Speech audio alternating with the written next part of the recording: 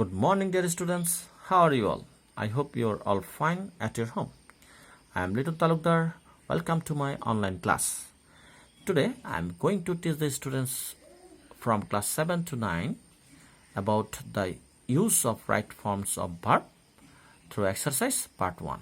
So, dear students, let's enjoy the class.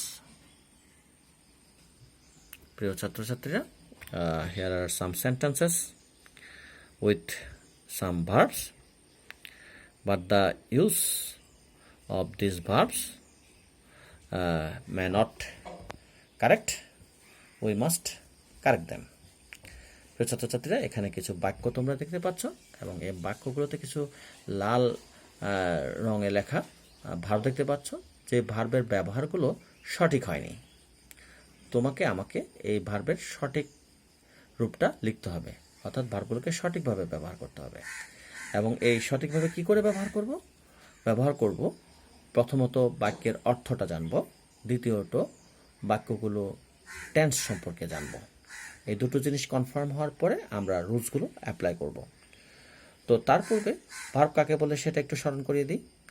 যে সকল word দ্বারা কোনো কাজ করা বোঝায় বা কোনো কিছু করা, হওয়া, ঘটা বোঝায়, সেই ওয়ার্ডগুলোকে আমরা ভার্ব বলি।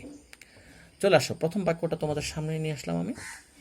লেখা আছে the sun rise in the east, সূর্য পূর্ব দিকে উঠে।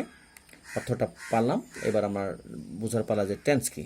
তো সূর্য পূর্ব দিকে উঠে, ইট ইজ তোমার ইউনিভার্সাল ফ্যাক্ট, চিরন্তন সত্য বিষয়। তাহলে অবশ্যই এটা প্রেজেন্ট ইনডেফিনিট টেন্স, কারণ আমরা জানি চিরন্তন সত্য বিষয়গুলো আমাদের প্রেজেন্ট ইনডেফিনিট টেন্সে থাকে।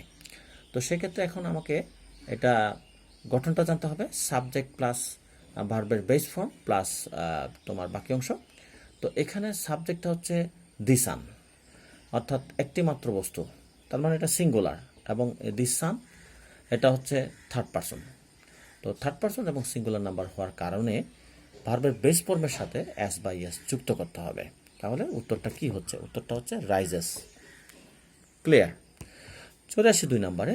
দি sun has rise in the east, সূর্য পূর্ব দিকে উদিত হয়েছে। এই যে হয়েছে, এই জিনিসটা ওই হ্যাজের কারণে, মানে হ্যাজ থাকলে কাজের শেষে ছে যুক্ত করতে হয়। খেয়েছে, হয়েছে, ঘটেছে, তাই না? অর্থটা বুঝলাম, তো টেন্সটাও বুঝে গেছি। যেহেতু ছে, খেয়েছে, গিয়েছে, হয়েছে, উঠেছে, তাহলে এগুলো প্রেজেন্ট পারফেক্ট টেন্স।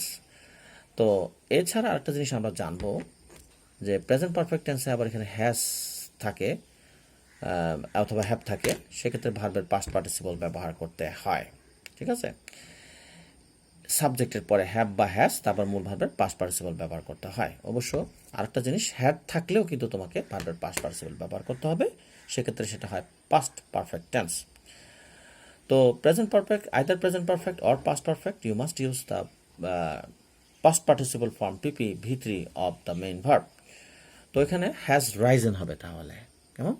কারেক্ট? চলে আসো 3 নম্বরটা হচ্ছে যে স্টার্টে দ্য সান, এখানে সান শব্দটা অবশ্য কম্পোজে আসেনি, তো এটা দি সান হবে। রাইজ ইন দ্য ইস্ট, গতকাল সূর্যটা পূর্ব দিকে উঠেছিল। এখন গতকাল মানে বুঝে গেছি আমি যে এটা অতীতের কাল, পাস্ট ইনডেফিনিট টেন্স হবে। গতকাল কোনো কিছু, অতীতে কোনো কিছু হয়ে গেছে, তার ফল এখন নেই, পাস্ট ইনডেফিনিট টেন্স। অর্থ জানলাম, টেন্স জানলাম। আরেকটা জিনিস জানিয়ে দিই, পাস্ট ইনডেফিনিট টেন্স চিনার আরও কয়েকটা শব্দ আছে, যেমন yesterday, last night, last year, ago, long ago ইত্যাদি শব্দগুলো থাকলেও তুমি বুঝতে পারবে যে এটা পাস্ট ইনডেফিনিট টেন্স। আর এটার গঠনটা খুব সোজা, সাবজেক্ট প্লাস ভার্বের পাস্ট ফর্ম, V2, তারপরে এক্সটেনশন বাকি অংশটা। কেমন? তো এখানে দি সানের পরে রাইজের পাস্ট ফর্ম তাহলে কি হচ্ছে? V2 কি হচ্ছে? রোজ। উত্তর হবে রোজ। চলে আসো 4 নাম্বারটা পড়ি আমরা। Now I teach you English grammar, তার মানে এখন আমি তোমাদেরকে ইংরেজি গ্রামার শেখাচ্ছি। তো কাজটা চলছে, তাই না? কোনো কাজ বর্তমানে চলছে, ঘটছে, হচ্ছে, এগুলো কোন টেন্স দ্বারা হয় বলো তো? Present continuous tense. তোমরা সঠিক ধরেছ। এবং প্রেজেন্ট কন্টিনিউয়াস টেন্সের স্ট্রাকচারটা খুবই সোজা, সাবজেক্ট প্লাস এম অথবা ইজ অথবা আর বিভার্ব হিসেবে, তারপর প্লাস ভার্বের সাথে আইএনজি, তারপর বাকি অংশটা, কেমন? তো এখানে আমরা আয়ের পরে এম দিই, তারপর টিচের সাথে আইএনজি লাগাই, তাহলে উত্তর হচ্ছে আই এম টিচিং। উত্তরটা হবে আই এম টিচিং। 5 নম্বর বাক্যটা চলে যায়, I just finish my homework. তার মানে আমি এইমাত্র আমার কাজ শেষ, বাড়ির কাজ শেষ করেছি। তাহলে এটা তাহলে বোঝা যাচ্ছে কি টেন্স? Present perfect tense. কোনো কাজ এইমাত্র শেষ হয়েছে কিন্তু তার ফল এখনও বিদ্যমান, তাকে বলে present perfect tense. Present perfect tense চেনার জন্য কতগুলো শব্দ জানা থাকলে তোমাদের জন্য ভালো। সেগুলো হচ্ছে জাস্ট, অলরেডি, ইয়েট।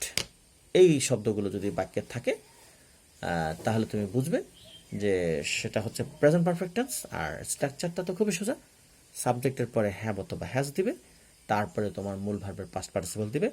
সেক্ষেত্রে এখানে আয়ের পরে হ্যাভ হবে এবং ফিনিশের পাস্ট পার্টিসিপল ফিনিশড হবে, হ্যাভ ফিনিশড। কেমন? আশা করি ক্লিয়ার হয়েছে তোমাদের কাছে। পরবর্তী 6 নাম্বারটা, tomorrow we go to school. আগামীকাল আমরা স্কুলে যাব, তাই না? অর্থটা বুঝলাম, এখন টেন্সটা বুঝি। আগামীকালকে কোনো ভবিষ্যতে কোনো কাজ সাধারণভাবে ঘটবে এরকম বোঝালে সেটা ফিউচার ইনডেফিনিট টেন্স হয়।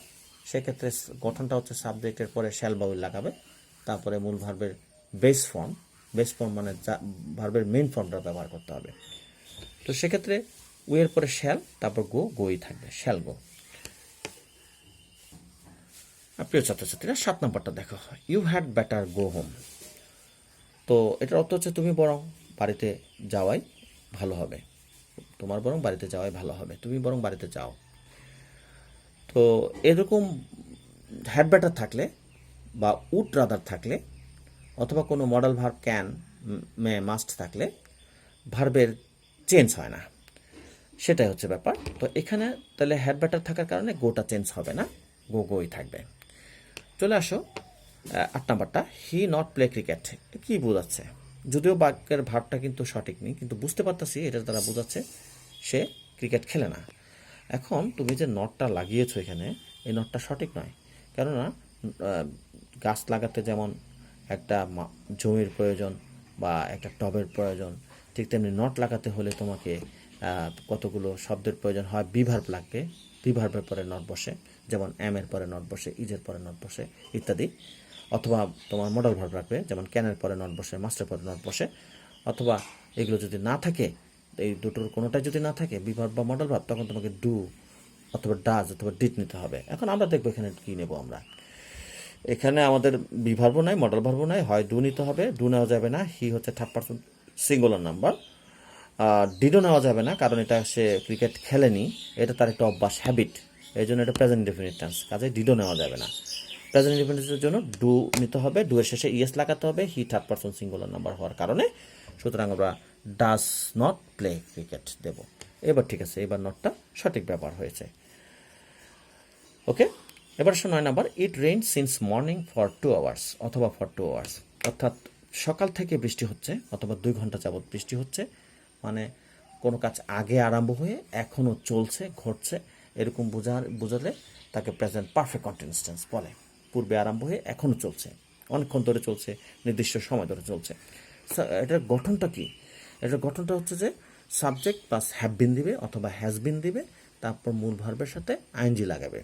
তাহলে এখানে আমরা দেখতে পাচ্ছি যে ইট হ্যাজ বিন হবে, কারণ ইটের পরে হ্যাভ হয় না, হ্যাজের পরে বিন দিব, তারপর রেইনের সাথে আইএনজি লাগাবো। কেমন? তো বন্ধুরা 10 নাম্বারটা দেখো, যে এখানে লেখা আছে I saw the girl Singh a song. আমি মেয়েটিকে দেখলাম একটা গান গাইতে। ভার্ব দুটো আছে, একটা হচ্ছে গান গাওয়া, একটা দেখা। দেখা ভার্বটাই, ভার্বটাই হচ্ছে মেইন ভার্ব বা প্রথম ভার্ব, দ্বিতীয় ভার্ব হচ্ছে সিং। যে আমি দেখলাম মেয়েটা খেলছিল না নাচছিল না ড্রয়িং করছিল সেটা পরের কথা, আমি দেখলাম মেয়েটিকে। তারপরে হচ্ছে সে খেলছিল, তাই না? তাহলে এখানে গান গাইছিল, সিং এর সাথে আইএনজি লাগাতে হবে। দুটো ভার্ব থাকলে দ্বিতীয় ভার্বের সাথে আইএনজি লাগাবো, সিঙ্গিং হবে। কেমন? প্রিয় ছাত্রছাত্রীরা, তোমাদের অনেক সময় রাইট ফর্ম ভার্ব আসে প্যাসেজ এর মধ্যে বা টেক্সটের মধ্যে, গল্পের মধ্যে। সেক্ষেত্রে তুমি প্রথমে গল্পটা পড়ার আগে উপরে যে শব্দগুলো দেওয়া আছে সে শব্দগুলোর অর্থটা দেখবে। কেমন? যেমন আমি দেখাচ্ছি, লিভ মানে হচ্ছে ত্যাগ করা, স্ন্যাচ মানে ছিনিয়ে নেওয়া, স্ন্যাচের সাথে ইয়ার লাগালে স্ন্যাচার, সেটা হবে যে তোমার ছিনতাইকারী। রান মানে দৌড়ানো আর ছুটে যাওয়া, ক্যাট মানে পাওয়া, ওয়াক মানে হাঁটা, থিঙ্ক মানে চিন্তা করা, আর বি মানে be verb, am is are was were, অথবা হওয়া ইত্যাদি বোঝায়। বিগাইন মানে শুরু হওয়া, তাই না? তো এই হলো তোমার প্রথম কাজ। দ্বিতীয় কাজ হচ্ছে ওই গল্পটাকে দেখবে যে সে গল্পটা কি প্রেজেন্ট ফর্মে দেওয়া আছে না পাস্ট ফর্মে দেওয়া আছে, নাকি এটা কোনো কিছুর বর্ণনা। যদি কোনো কিছুর বর্ণনা হয়, if it is something description of anything, then you may think it present indefinite form. কিন্তু গল্প যদি থাকে, গল্পটা প্রেজেন্ট ইনডেফিনিট ফর্ম, প্রেজেন্ট ফর্মেও থাকতে পারে, পাস্ট ফর্মেও থাকতে পারে। খুঁজে দেখতে হবে তোমার এটা কিসে আছে। তো প্রথমেই আমরা ভাগ্যবান যে প্রথমেই লাস্ট ইভিনিং দেওয়া আছে, মানে গত সন্ধ্যায়, তাহলে এটা বোঝা যাচ্ছে যে পাস্ট ফর্মে দেওয়া আছে গল্পটা। এটা একটা গল্প দেওয়া আছে রুবিনা নামে একটা মেয়ের, এটা কোনো বর্ণনা না, বর্ণনা থাকলেও প্রেজেন্ট ফর্মে থাকতো। তো তারপর আবার ওয়াজও দেওয়া আছে, তাহলে আমি কনফার্ম যে এটা হচ্ছে একটা পাস্ট ফর্মে দেওয়া গল্প। তাহলে আমরা পাস্ট ফর্মগুলো ইউজ করার চেষ্টা করবো বেশি বেশি। তো কিছু কিছু ক্ষেত্রে অবশ্য প্রেজেন্ট ফর্মও হতে পারে। Last evening Rubina was dash through, এটা হচ্ছে Rubina was walking through, Rubina হেঁটে যাচ্ছিল। ওয়াজের পরে ভার্বের আইএনজি দিয়ে আমি ঘটনাটা চলছিল বোঝাচ্ছি, past continuous tense. Through the Zindabazar road, Zindabazar রাস্তা দিয়ে। His little brother dash with him, তার ছোট ভাই তার সাথে ছিল। ছিল ইংরেজি হচ্ছে ওয়াজ, সেটা এসেছে বি থেকে, কেমন। আর suddenly a young man came dash to her, আমার মনে হয় কেম তার কাছে ছুটে আসলো, হঠাৎ করে দৌড়ে আসলো, তো কেম রানিং টু হার।